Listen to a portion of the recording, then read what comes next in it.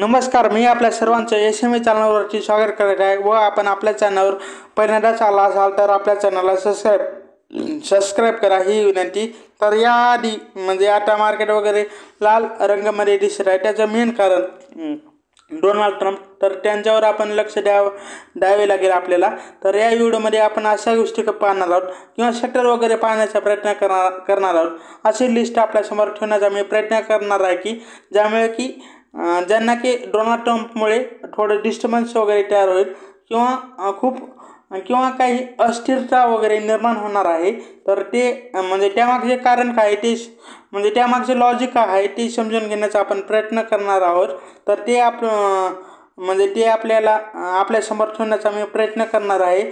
हवा तर हे तुम्ही स्टडी इथे करू शकतात, बट मार्केट एवढं कठीणही नाही की तुम्ही आजूबाजूला ज्या गोष्टी घडत आहेत त्याचा लॉजिकली विचार करून येते आपण वगैरे मार्केट वगैरे रिलेटेड वगैरे करू शकता, म्हणजे मार्केटचा अंदाज घेऊ शकता। भरपूर लोक मार्केटमध्ये इमोशनली डिसिजन घेत असतात आणि त्यामुळे नुकसान वगैरे होत असतं व या गोष्टी मार्केटमध्ये होत असतात। पण आपल्याला या ही परिस्थिती वगैरे समजायला पाहिजे, यामुळे कोणत्या सेक्टरवर परिणाम होईल विशेषतः निगेटिव्हली हे पाहणं भरपूर कॉमन सेन्सची वगैरे गोष्ट आहे। तर सगळ्यात आधी म्हणलं तर ॲलन मस्क वगैरे येत आहेत भारतामध्ये, त्यांचे जे बिझनेसेस आहेत ते येत असल्याने त्यांचे म्हणजे कॉम्पिटिशन वगैरे वाढवतील ते येऊन, म्हणजे कॉम्पिटिटरवर त्यांच्या वगैरे लक्ष ठेवायला पाहिजे। तसं तर ॲलन मस्कचे भरपूर काही बिझनेसेस आहेत, बट ते इंडियामध्ये कोणत्या बिझनेससाठी इंटरेस्टेड आहेत तर ते त्या बिझनेसमध्ये कॉम्पिटिटर वगैरे जे आहेत त्यांना निश्चितपणे फरक पडू शकतो। हे सिंपल गणित आहे।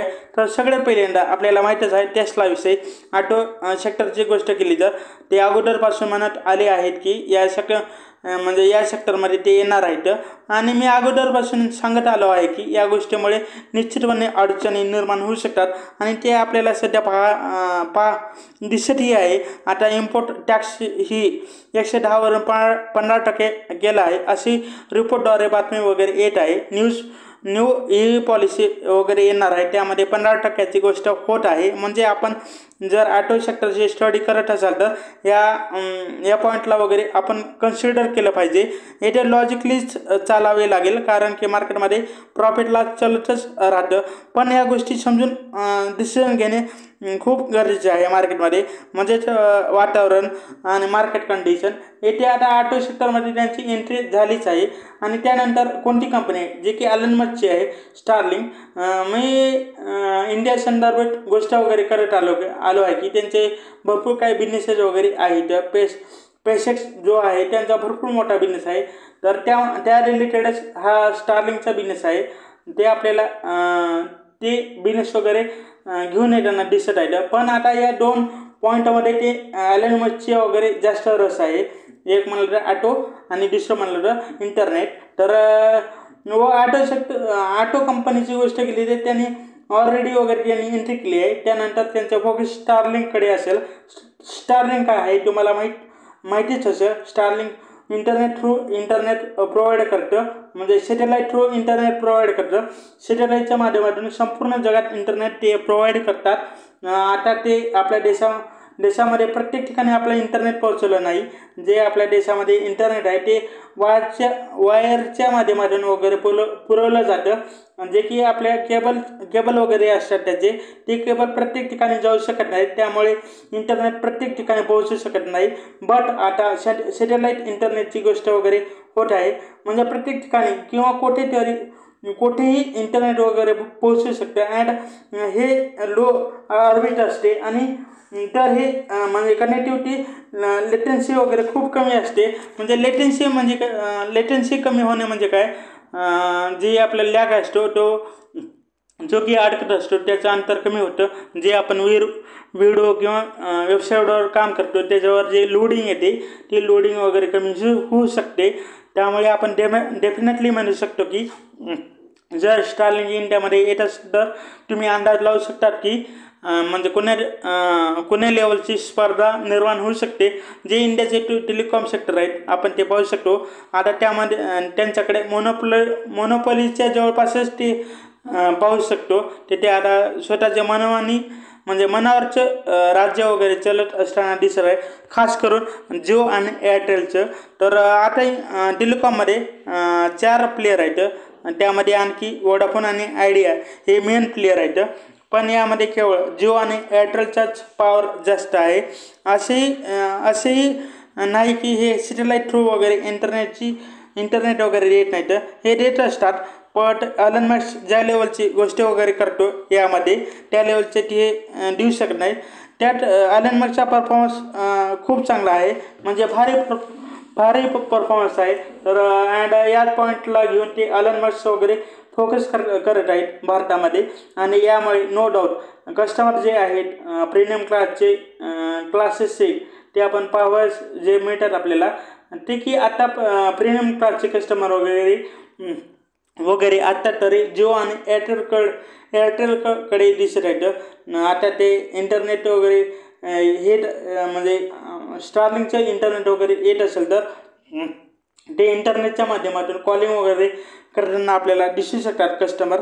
म्हणजे इंटरनेटचा वापर जो आहे तो आणखी वाढू शकते. हे इंटरनेट जर पूर्णपणे फ्री वगैरे मिळत असेल तर आपण पाहू शकतो की कोणत्या लेवलचं डिस्टर्बन्स वगैरे निर्माण होऊ शकतं. कंपनीच्या बिझनेसमध्येही आपल्याला भरपूर काही गोष्टी पाहाव्यास मिळू शकतात. येते हे भरपूर मोठे चॅलेंजेस वगैरे कंपनीसाठी असतील.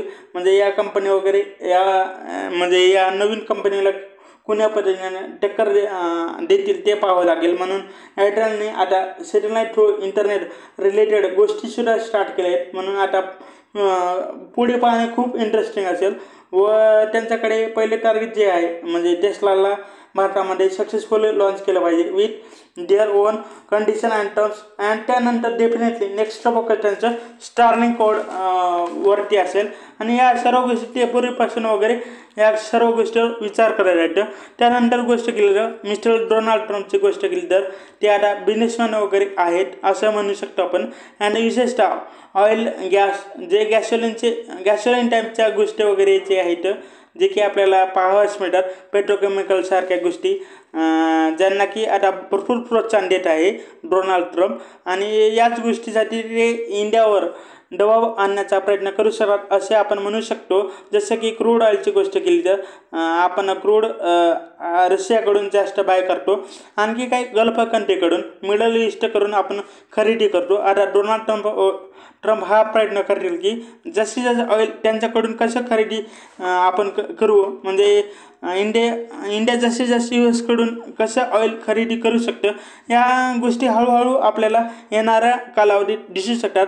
ज्यामुळे की आपल्या येथील ऑइल गॅस पेट्रोकेमिकलमध्ये काम करणाऱ्या कंपनी जी आहेत ज्या की क्रूड ऑइलला रिफाईन करून ते गॅसोलिन बनवून त्याचं एक्सपोर्ट वगैरे करत असतात. तर त्यावरही आपण जास्त वगैरे चांगला फोकस वगैरे ठेवू शकतो. आणि तसेच रिन्युएबल सेगमेंटच्या विरोधात डोनाल्ड ट्रम्प पूर्वीपासून वगैरे दिसत आहेत. बट या संदर्भात एक इम्पॉर्टंट पॉईंट म्हणजेच अनेक लोक येथे हेच मिस्टेक करतात की ते पाहत नाहीत कंपनीचा बिझनेस कुठे आहे, लोकेशन काय आहे.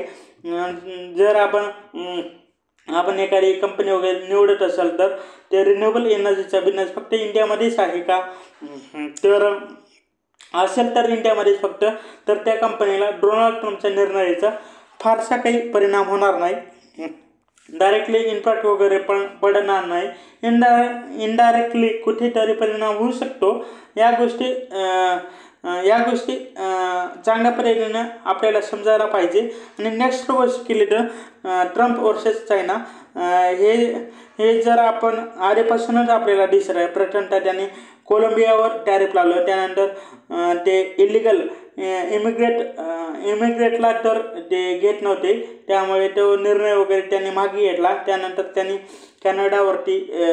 कॅनडा मेक्सिकोवर टॅरिफ लावलं, जे की त्यांनी पॉज केलं आहे काही कालावधीसाठी ते थांबवलं आहे त्यांनी, तर थांबवलं आहे. तर त्यानंतर आता चायनावर जे टॅरिफ आलं होतं ते कंटिन्यू ठेवलं आहे, त्यामध्ये त्यांनी कोणताही चेंज वगैरे केलेला दिसत नाही.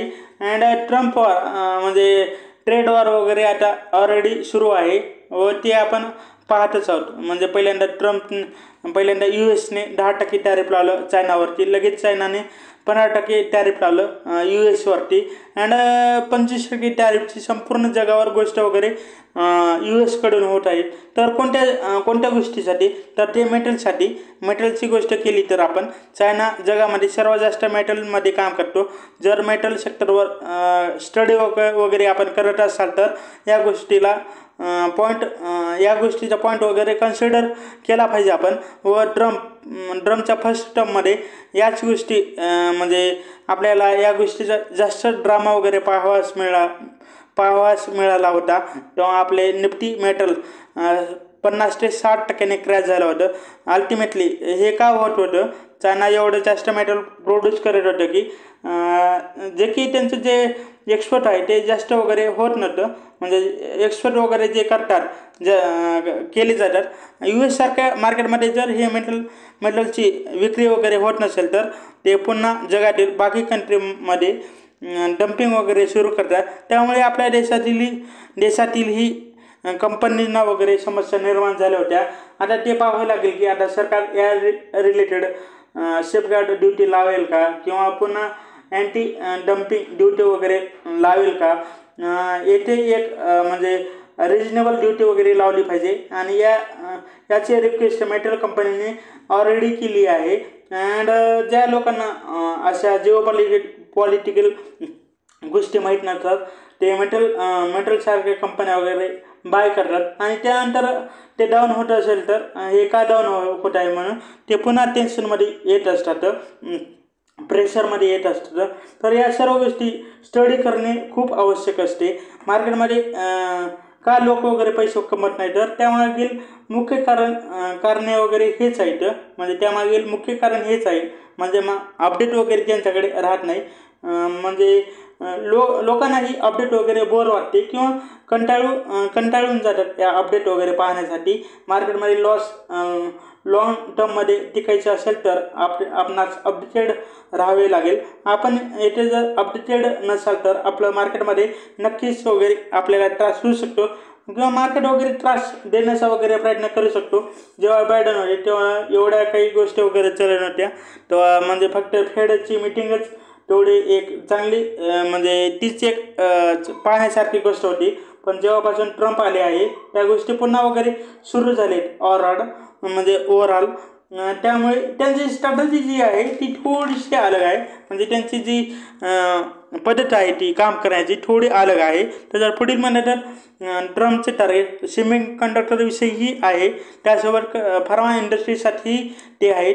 त्यांनी 25% टॅरिफची गोष्ट वगैरे केली फार्मा कंपनीजवर.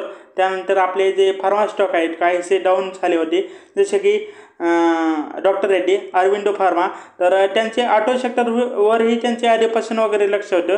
तर या सर्व गोष्टी ते कंटिन्युअली वगैरे करताना वगैरे दिसत आहेत. आता फार्मावरही ते बोलत आहेत. आणि तसेच डिफेन्स सेक्टरची गोष्ट केली तर आपलं जे डिफेन्स कॅपेक्स आहे ते कमी झालेलं आहे. आता अल्टरनेटिव्ह करण्यासाठी आता गव्हर्नमेंट काय करत आहे, तर आता ते FDIला प्रोत्साहन देण्याचा प्रयत्न करत आहे, ज्यामध्ये की विदेशी गुंतवणूकदार येथे इन्व्हेस्ट करू शकतात विथ टर्म्स अँड कंडिशन. आणि आता हे यावर लक्ष वगैरे आपण ठेवावे लागेल. अँड अमेरिकेचा सगळ्यात प्राईम बिझनेस जो आहे तो म्हणजे हत्यारं विकणे, वेपन्स विकणे, ते म्हणजे तेही वगैरे प्रयत्न करू शकतात या हत्यारं विकण्यासाठी. FI-35 फायटर जेट्स सेल वगैरे करण्यासाठी प्रयत्न करू शकतात, आणि ते करतही आहेत. त्यासोबत मिसाईल विकण्याचाही प्रयत्न वगैरे करू शकतात. आणि त्यासोबत प्रीमियम बाईकची गोष्ट केली तर US जास्त वगैरे म्हणजे बाईक वगैरे बनवली जाते, मॅन्युफॅक्चरिंग केली जाते, व भारतामध्ये इम्पोर्ट वगैरे करतात. जे की गव्हर्नमेंट वगैरे आधी आपलं जास्त टॅक्स वगैरे लावत होतं, ते टॅक्स आता काहीसे कमी होताना दिसत आहे. ज्यामुळे की आपल्या आपल्या मार्केटमध्ये अमेरिकन बाईक्स वगैरे स्वस्त भावामध्ये मिळू शकतात. त्यामुळे कॉम्पिटिशन वगैरे होऊ शकतं इंडियन कंपनीसाठी. त्यानंतर लिंकर विक्सी आपण गोष्ट केली तर भारताचे लिंकर प्रोडक्टवर 150% टॅक्स वगैरे लावत होतो. ते आता इंडियाने जे बर्बन्स वाईन विक्सी जी आहे विक्सी त्यावरील बेसिक कस्टम ड्युटी 50% रिड्यूस केली आहे. आणि ऑर्डर लिक्विड्स लिक्विड प्रोडक्टवरील जो टॅक्स आहे तो कमी वगैरे केला नाही, कर तसा ठेवला आहे. त्यामध्ये कोणत्याही गोष्टी वगैरे चेंज केलेल्या नाहीत. त्यामुळे आपण लिंकर सेगमेंटला आपण जास्त रडारवर ठेवू शकतो, ज्यामुळे की आपल्याला कमी तोटा वगैरे होऊ शकतो किंवा आपण डॅमेज कमी होऊ शकतो. तर आता एक्सपोर्ट लिंकर रिलेटेड आपल्याला जास्त समस्या वगैरे दिसून येऊ शकतात. जे आपल्या कंपनी आहेत इथं विक्सी वगैरे बनवणाऱ्या वाईन वगैरे, तर त्या कंपनीसाठी एक समस्या वगैरे उभा आहे. ठीक आहे मित्रांनो, तर आपल्याला या सर्व गोष्टी समजत असतील तर समजल्या असतील अशी मी आशा करतो.